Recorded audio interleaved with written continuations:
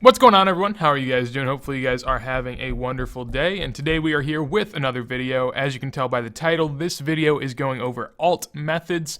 I myself do have a lovely little alt over here. He's my mule that makes me bonds. He's just logged in every now and then, doing a little bit of AFK stuff and making me money. So it's as simple as that. That's the idea of alt. It's a side account that you play on where you don't really focus on it, and you can do other stuff on here. You can do skilling methods while still making money on the side, and it really is an interesting way of playing the game that maxes out efficiency a decent bit. I really just play alts because I kind of get bored doing certain skills, so it gives me something to do, I guess. In my latest merching video, I did a giveaway of the amount that I made in the hour. I made 8.2 mil, so I'm going to give that away. The name of the winner is on screen now. Congratulations, and if you want to get in touch with me, I have my private chat on. Just hit me up in game. For this video though, we will be doing something else where I have some party hats right here, and for every like on the video, we'll give away one party hat, and then I'll do a little goodie bag so you can pick which party hat it is. One like equals one party hat, so to be entered, just leave your name below in a comment, like the video, and also be subscribed.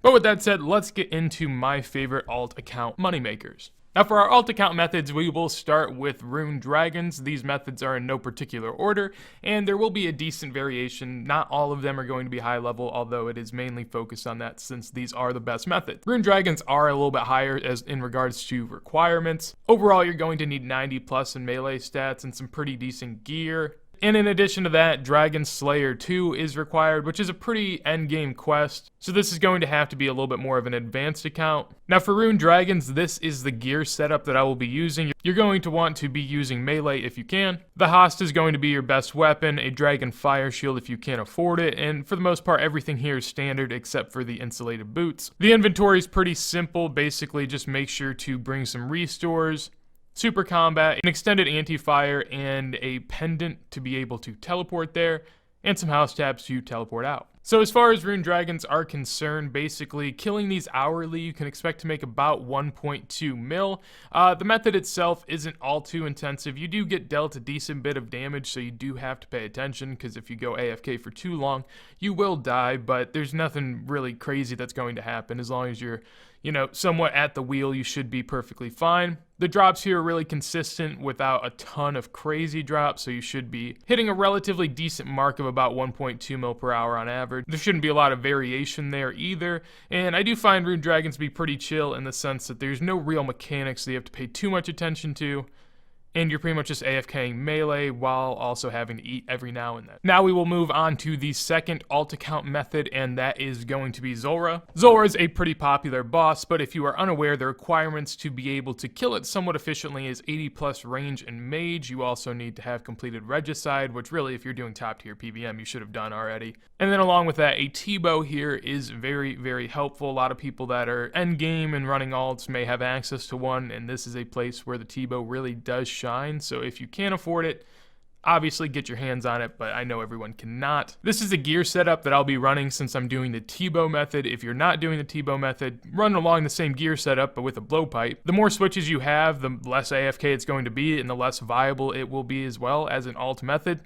So I'd probably recommend just a 2 to 3 way switch just to keep it simple. But again, that's obviously up to you and what you feel as if you're comfortable with. Now my inventory, as you can tell, it has no imbued heart since I'm only ranging. I usually bring 3 to 4 ranging potions, a good bit of super restores, and Ceridoman brews as well. At Zulrah, it is useful to not have to bank all the time and to be able to stay there, so I think that Ceridoman brews are really, really worth it here and would recommend bringing those rather than some sharks. You could bring a couple for a combo food, but I didn't feel as if it was necessary. The act of killing Zulrah is obviously pretty easy. Once you get used to it, there is a sharp learning curve for Zulrah, so at the beginning it's quite hard.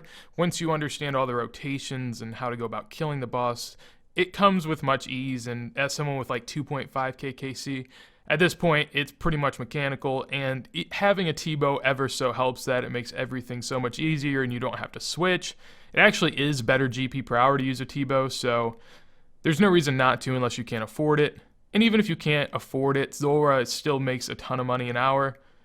and it's also always going to be consistent. Now with the TBOW here, you can make about 2.5 mil an hour. It may go up a little bit if you try a little more, but assuming an alt account switch without a TBOW, you'd be looking a little closer to 2 to 2.3. Overall, it is one of the most intense alt account methods where you're going to have to pay the most attention, because if you do mess up, it is pretty costly. With alt accounts, you can really alt doing anything in game. So if you're doing something that's click intensive like thieving, I'd say probably don't do zulrah, but if you're doing cooking and you're just cooking some sharks, doing some zulrah on the side may be worth it to you. So obviously up to you, but I do really enjoy it with the TBOW. Next up is one that I've actually done a video on recently, and I've done videos on it before, but it is a really, really good alt account method, so I will add it in here, and that is rune crafting running. So basically what you're doing is you are taking pure essence to someone that is rune crafting, and this will be done at the ZMI altar. As far as the requirements for this method, basically you're going to need 50 or 75 rune crafting, so 50 is really low, which makes this a really low level method. However, 75 is a little bit more advanced. It really just depends on how much money you want to make per hour. So if you have 50 rune crafting, you make 2.5, but if you have 75, you can make 3. That extra 500k per hour might not seem like a lot, but if you do this method a ton, then eventually it would actually be worth it for you to do 75 rune crafting. The process is pretty simple, and basically you can get a lot of the information on this method by looking in the Discord link below. The Discord link also is where people get together and these rune crafters pay the runecraft runners to run for them. It's done through a system in which ranks are given money by the people wishing to runecraft, and then the ranks disperse the money when the time comes. It's pretty trustworthy, and obviously with as many people in the Discord as there are, there's a lot of people being held accountable, so you should be good to go. I've never really had any problem. With that though, the method itself is actually just really, really chill. If you've ever done ZMI running, it's basically like doing runecrafting. You're just not physically making the runes, so that's the only difference. Now, ZMI in itself is really AFK because there's only a few real stretches of running that take up most of the time.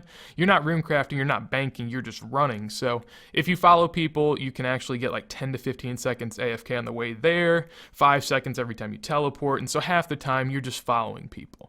The other half of the time you are banking and giving the person the runes, but for a money-making method that makes you 2.5 to 3 mil an hour and something that can be done at a low level, it is definitely worth it, and I'd highly recommend for you to go about this method until you get to the point where you don't want to, I guess. It's not necessarily something I'd love to do all the time, but it definitely is a good way to get some fast cash pretty quickly. Now this next one is yet another one that can be done at a low level, so it is efficient even for those of you that don't want to max an alt account, and that method is making unfinished potions. So basically whenever people do herb lore, they have to combine a potion with an herb in it and a secondary ingredient, and a lot of people don't want to do the initial step, which is combining vials of water and herbs. Instead they just buy them pre-made.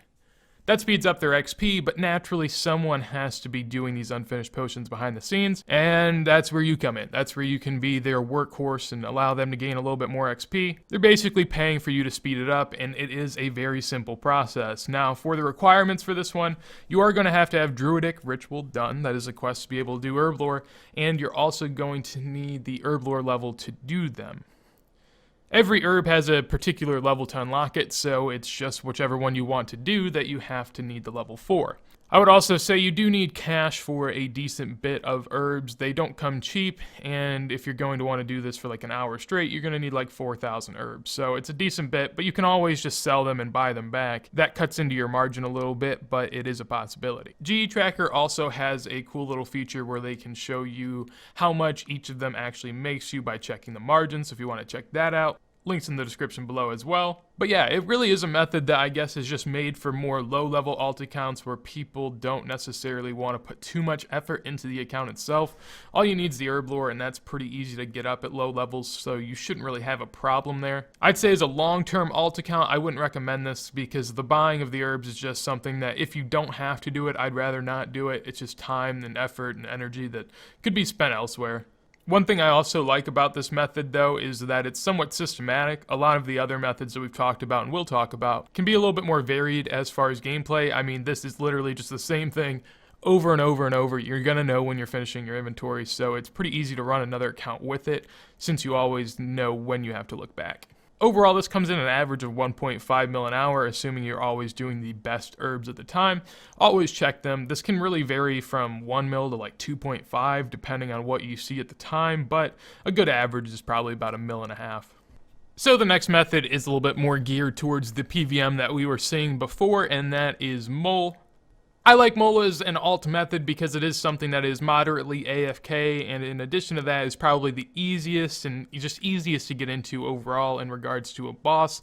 Not a lot of bosses are AFK, and so to be able to do something as AFK and not really that risky, it is a good combination. In regards to requirements, I would say that 70 plus melee stats would be optimal. Definitely the higher you can have, the better. Even at 70, you won't be going too quick here. And also, you're going to want to have the FALLY hard diaries done. If you don't have those done or not looking to get those done, this just isn't really worth it, as you're going to have to search for the mole, and that will bring the GP per hour down even more and very dramatically. Also here, the TBOW is very helpful, along with a lot of other places. The TBOW is just absolutely nuts here, and you can shred the mole if you have one. Now looking at the gear setup I personally was doing ranging because I have a TBOW, so this is what it looks like. It's a very simple setup. If you don't have a TBOW though, basically switch this gear setup for a melee setup with a Darrock's. Just bring whatever your max melee setup is along with Darrock, and bring a rock cake as well to be able to go to low HP, or a locator orb if you have Dragon Slayer 2 done. And then this is the inventory that I'll be running if you're meleeing. Again, switch out the range potions with super combats.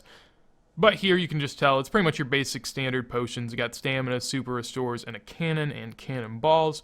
In addition to that, I have a spade, a lantern. I also have a Falador shield to get the perks, house tellies to be able to leave, and a rune pouch that I have alks in, and I also have blood runes to be able to put the blood rune drops into the pouch. So it's as simple as that. Mole really isn't all that complicated. Basically, just go ahead and absolutely destroy him for the first half of his health, and then he'll run away, and then you gotta go kill him. With the Falador hards, you get noted drops, and you get to locate the mole, which makes this place insanely better than if you don't have it. Honestly, it's probably the easiest boss to do in-game, and in regards to getting a pet on an alt account, I don't know if anyone really cares about that, but it is a very quick boss to kill, and the pet rate isn't that high, so I mean, if you're gonna make 1 mil an hour at another one, or maybe like 800k an hour here, which is what it is, I mean, there's not that much of a difference, and if you have a little bit more fun at mole while hunting a pet, maybe it's worth it to you. In addition to that, it could go up in the future. Crushed nests have gone down to their lowest price ever, so since mole drops go hand in hand in regards to price with the nest, they also are at an all-time low. So most of the time, this is closer to 1.2 to 1.3 mil an hour. However, right now, it's bottomed out at 800k. Ultimately, I find it to be a decent alternative, but it's definitely not something to go to if you're looking for the max efficiency of an alt. And then finally, we ended off with what I think is one of the most basic yet most efficient alt methods, and that is Brutal Black Dragon. In regards to the requirements, you're going to need 80 plus range. I'll also say you do need 77 Slayer now, as the Brutal Black Dragons have been locked behind a Slayer requirement. And in addition to that, the XERIC'S Talisman is really helpful here, as you can teleport to Clan Wars and come back pretty efficiently. But if you don't want to, you don't necessarily have to have it, as you can run to a bank south, but I would recommend it. Here, again, the TBOW is very helpful, as it is best in slot. If you do not have the TBOW, then go with a Dragon Hunter crossbow, and then after that, do the Dragon Blowpipe. I've done a video on the efficiency, so that's the order of it. Here, it really is simple. Again, this is my ranging outfit. You're going to want to go with Black D'hide or Armadillo or anything over Void. Do not bring Void here, as the damage boost isn't more significant than the accuracy boost that you get from other D'hides. So do whatever you can with your ranging bonus along these guidelines. In regards to the inventory, just bring a ranging potion, an extended anti-fire, 2 prayer potions, like 5 pieces of food. It really doesn't matter, but I like to be a little safe, pay for another food or 2 if I need it. And then a XERIC'S Talisman and a tab to some sort of bank or Clan Wars. Now, I find Brutal Black Dragons to be a really good method, as it is AFK as advertised, as long as you stand out of their melee range. It really is just make sure your prayer's on and you're good to go. The XP that you can get here is actually pretty decent as well, so if you're looking to train an account in a way that will also make you money, Brutal Blacks is not a bad way to go, but you do need a decent starting level of like 80 to 85 to be able to even do decent here. Overall, there's not a lot of variation in drops. You can get the Vizzy, but ultimately that's a very slim chance, so you're just looking at the same old stuff. You can get some really, I mean, the average drops here are good, you know, Rune Plate Legs are getting all the time.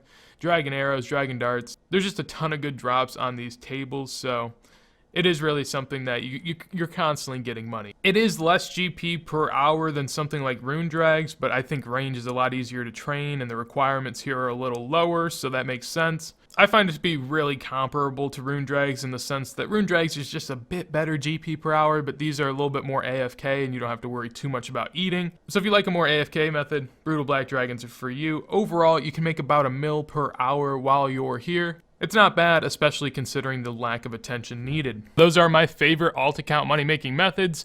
Personally, quite a high level alt, so I do get to put a lot of this to use, luckily for me. Hopefully you guys are able to get a money making method out of it or aspirations towards a future method. If you enjoyed the video, make sure to enter into the contest and do all the things participated with that. With that said though, I hope you guys have a wonderful day and